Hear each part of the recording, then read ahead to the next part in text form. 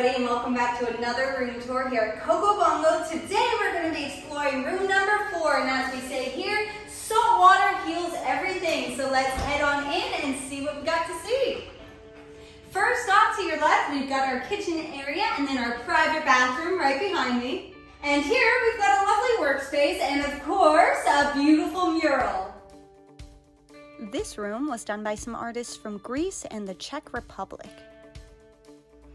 Right here's a comfy little nook for you to spend a comfortable night sleeping. But are you ready for my favorite part of this room? The balcony! Come with me, let's check it out. With outdoor seating and a beautiful view of the park, this is a great place to spend your downtime. So there you have it, room number 4 here at CoCo Bongo. I hope you enjoyed our room tour and I hope to see you soon here in Bahia, Ecuador.